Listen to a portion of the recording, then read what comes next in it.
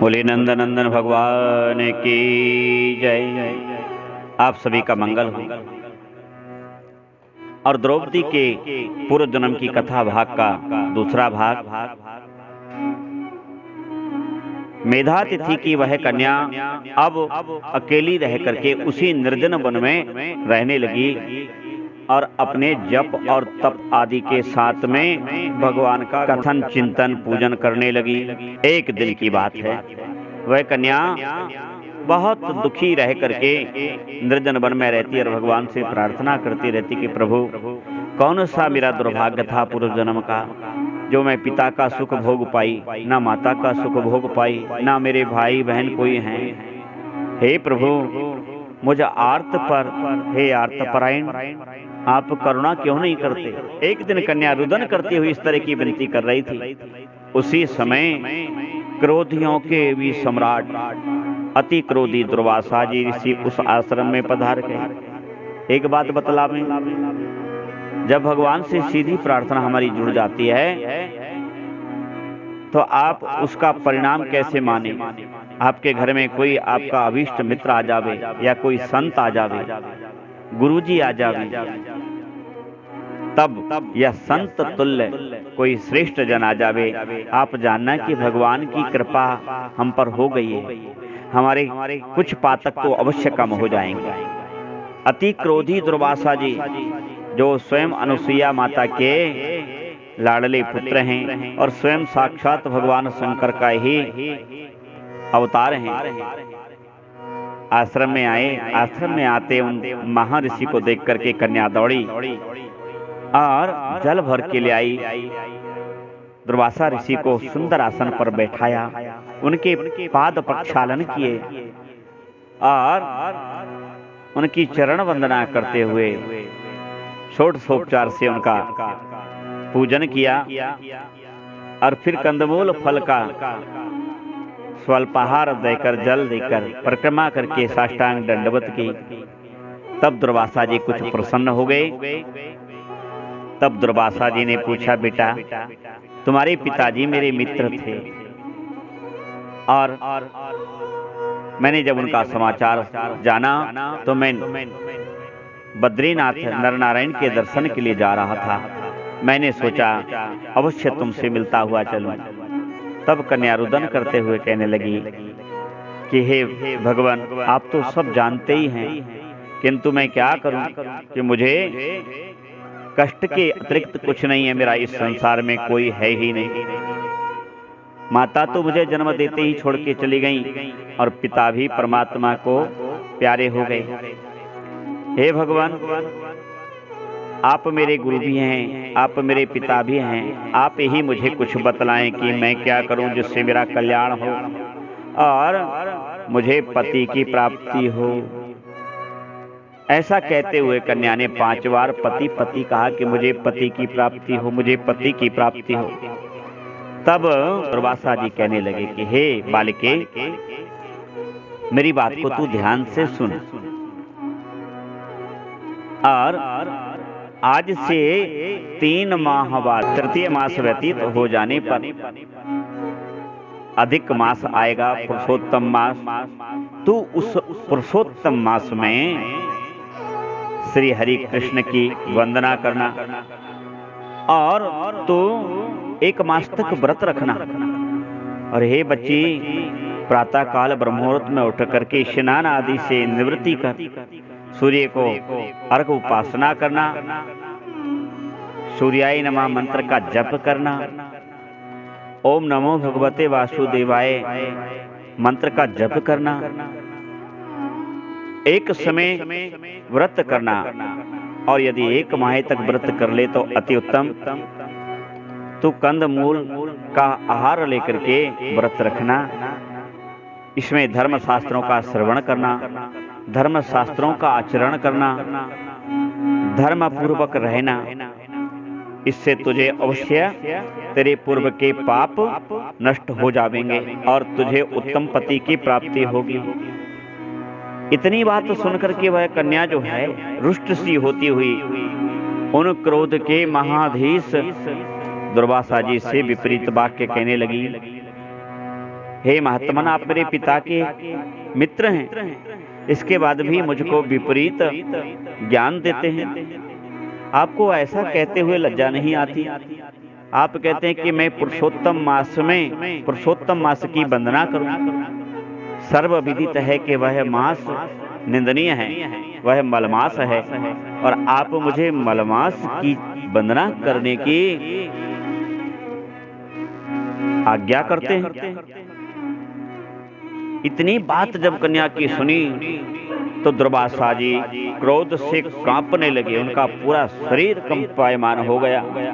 वह कुछ कहने ही जा रहे थे, उस बालिका को श्राप देने ही जा रहे थे कि तत्काल उनको स्मरण हो आया कि यह मेरे मित्र की बेटी है और वैसे ही दुखियारी है। एक तो अपने ही दुखों से ये दुखी है, फिर ये मेरे श्राप को साथ में लेकर के कैसे निर्वहन करेगी। सो उन्होंने अपने आप पर अंकुश कर लिया, किंतु वह वहां से क्षण भर में ही उठ के खड़े हो गए और कहने लगे कि हे कन्या, तूने यह उचित नहीं किया, तूने मेरा तिरस्कार किया है, तूने पुरुषोत्तम मास का तिरस्कार किया है। पुरुषोत्तम मास का तिरस्कार करने वाले को सुख नहीं मिलता, वैभव होने पर भी सुख की प्राप्ति नहीं होती, और इस जन्म में तुझे पति नहीं मिलेगा। ऐसा कह करके वह चली गई। और उस बालिका ने भी दुर्वासा ऋषि की बातों को महत्व नहीं दिया और पुरुषोत्तम मास को निंदनीय जान करके उसने नारायण को भी छोड़ा, कृष्ण को भी छोड़ा और सीधे भगवान शिव की उपासना कठोर तप करना प्रारंभ कर दिया। उस जंगल में रह करके उसने 9000 वर्ष तक कठोर तप किया। जब कठोर तप किया तो तप के समय उसके हृदय में भगवान के 5 मुंह वाली झांकी थी। पंचमुख का वेश उसके हृदय में स्थापित था। 5 मुंह वाले शंकर जी को जब उसने प्रसन्न कर लिया तो भगवान पंचमुख से प्रकट हो गए। अब तो वह बड़ी प्रसन्न हुई, भगवान शंकर के चरणों में गिर करके कहने लगी कि हे भगवान, हे करुणा निधान, हे भक्त वत्सल मुझे पति दो, हे करुणा निधान भक्त वत्सल मुझे पति दो, हे करुणा निधान भक्त वत्सल मुझे पति दो, हे करुणा निधान भक्त वत्सल मुझे पति दो, हे करुणा निधान भक्त वत्सल मुझे पति दो। ऐसा उसने 5 बार कहा। भगवान शिव 5 ही बार तथास्तु तथास्तु तथास्तु कहते गए और अंत में स्पष्ट होकर के कहा कि जाओ, तुमको 5 पति प्राप्त होंगे और वह बड़े ही धर्मात्मा होंगे, बड़े ही धनुर्धर, नीतिवान, निपुण, ज्ञानवान और अत्यंत बलवान होंगे और श्री संपन्न होंगे। यह बात सुनकर के कन्या रुदन करने लगी कि हे प्राणनाथ, ये आप क्या कर रहे हैं? आप मुझे वरदान दे रहे हैं कि श्राप। हे प्रभु, 5 पति कभी किसी कन्या को होते हैं क्या?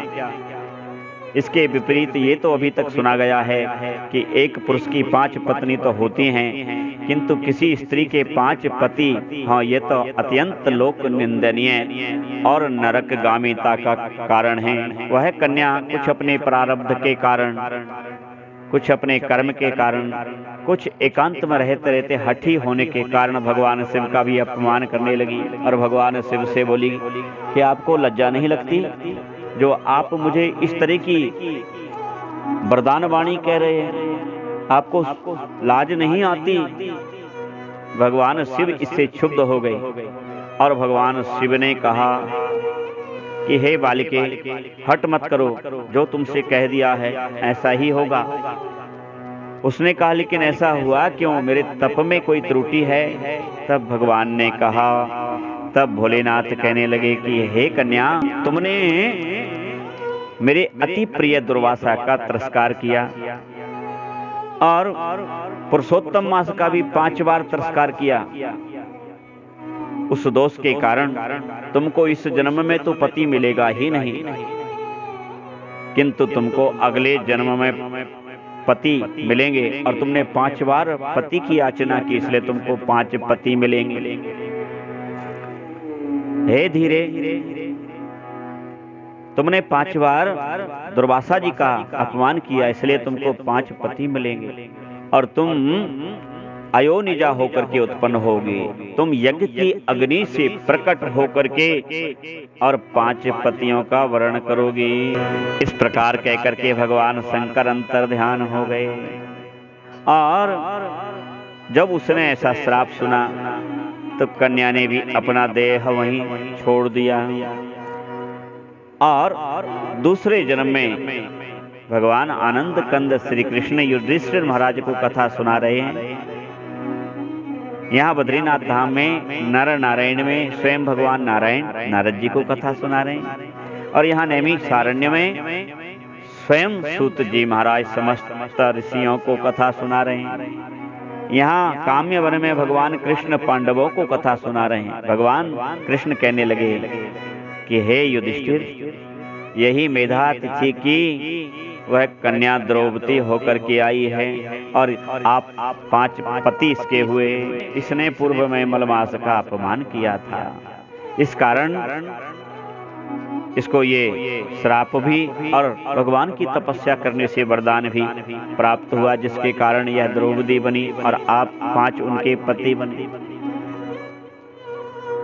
बड़े ही प्रसन्न हुए और भगवान के श्री चरणारविंद में पांडव और द्रौपदी गिर पड़े और कहा, आज के बाद हम कभी पुरुषोत्तम मास की निंदा नहीं करेंगे, अपितु अब जब पुरुषोत्तम मास आवेगा तो हम सब मिल करके पुरुषोत्तम स्नान करेंगे और उसका व्रत करेंगे और पुरुषोत्तम में कहे हुए समस्त दान आदि करेंगे।